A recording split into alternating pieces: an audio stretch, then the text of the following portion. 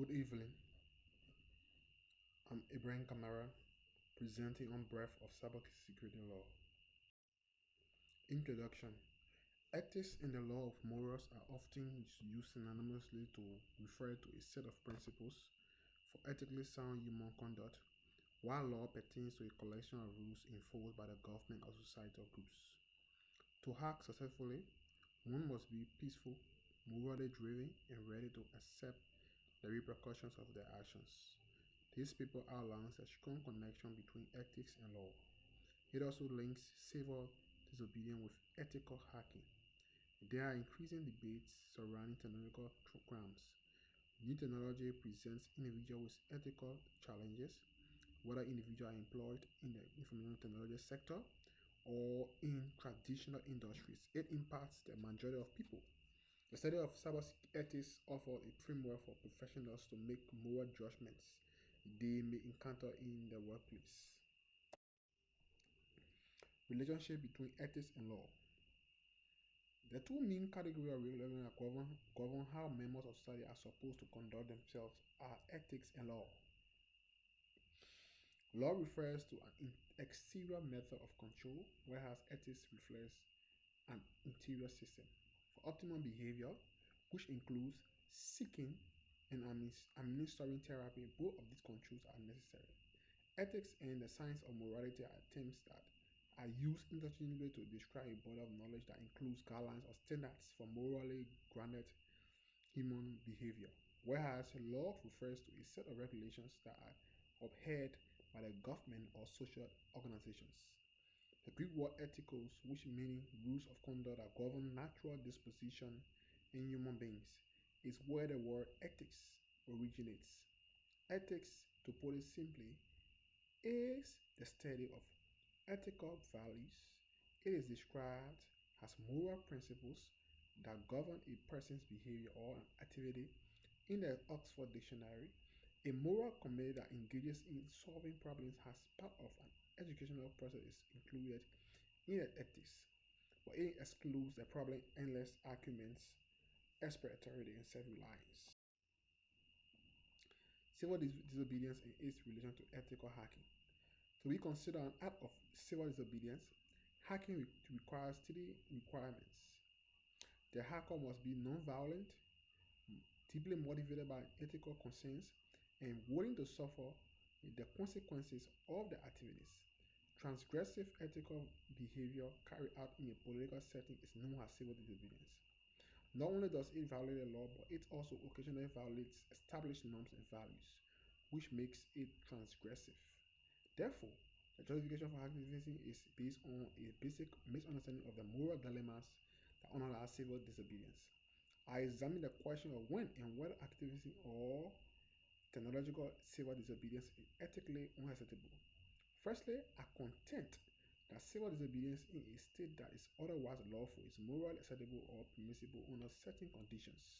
Second, I look for a solid structure that balances social and moral values against social and moral disvalues in order to assess civil disobedience. Manuel Gudrun 2000. So we have criminal penalties for civil disobedience or hacking. So you have the offense, you have the penalties or prison sentence. So if an individual obtains national security information, the first conviction is up to 10 years. Second conviction is up to 20 years. Accessing a computer to defraud and obtain value. First conviction is up to 5 years. Second conviction is up to 10 years. Accessing a computer and obtaining information is first conviction is up to 1 year. Second conviction is up to 10 years. Intentionally damaging by knowing transmission. First conviction is up to 10 years. Second conviction is up to 20 years. Extortion involving computers. First conviction is up to 5 years. Second conviction is up to 10 years. Trafficking in password. First conviction is up to 1 year. Second conviction is up to 10 years. The rapid pace of technological innovation has created many gray areas in hacking, whereas the legality of certain activities may not be clear cut. In these cases, the law may not yet have caught up with technological advances, leaving individuals unable to navigate its complex legal landscape. Examples of red areas include penetration testing or vulnerability scanning, which can sometimes blur the lines between ethical hacking and illegal hacking. Another one will have the use of grey hat techniques, which involve accessing computer system or network without authorization, but with the intention of identifying and reporting security vulnerabilities. To have argument, globally, people are faced with ethical dilemmas as a result of new technology. It affects most people whether or not they work in information technology or in more conventional fields. A framework for making moral judgment that professionals are likely to face at work is provided by the study of cyber ethics. The laws on privacy, electronic trespass, and many other areas had to change very quickly.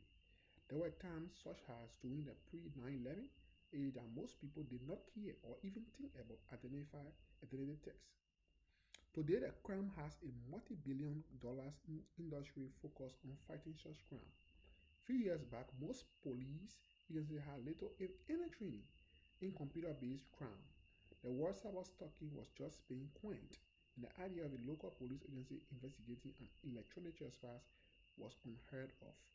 Today, every police training system in America has at least some form of computer and technology training, with many law enforcement personnel finding a lot of reward in investigating tech crimes. Also, one of the largest or widest agencies have full-time technology crime investigators. Now the references, we have about three references. We have one in Ethics and Law, Indian Journal of Psychiatry. We have um, Hacking as politically motivated theater civil disobedience. Is hacktivism morally justified? SSRN Electronic Journal DOR10.213 slash SSRN 799545. Manuel M. and Gudrun A. 2000 June.